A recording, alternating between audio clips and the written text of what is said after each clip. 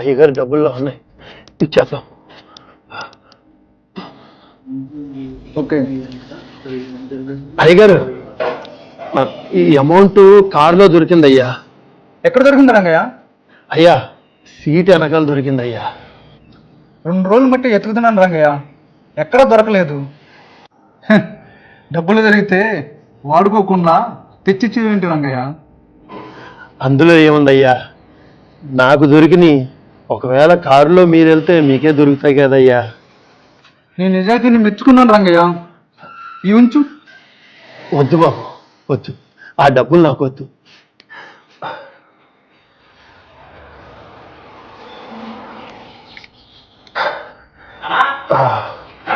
బాబు, 10,000 కావాలి. 10,000?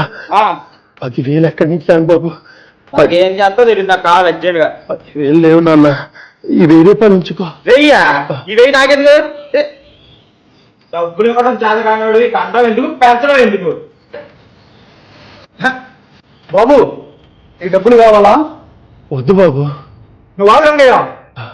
రంగయ్య, నేను పిలిచే వరకు నువ్వు రాకు, పైకి వెళ్ళి రెస్ట్ తీసుకో. అలాగే బాబు.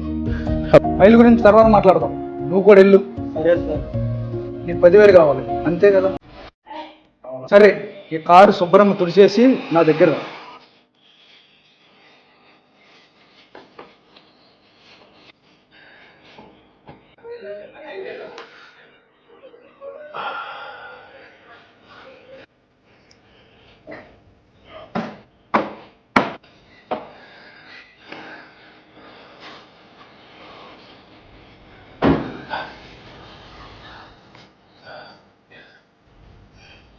మొత్తం శుభ్రం చేస్తాను సార్.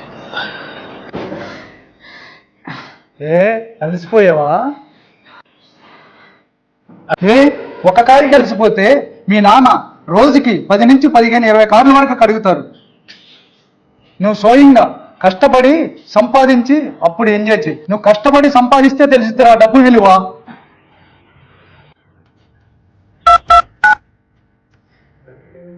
రంగయ్య, నువ్వు అనుకున్న పని అయిపోయింది, కిందకి రా.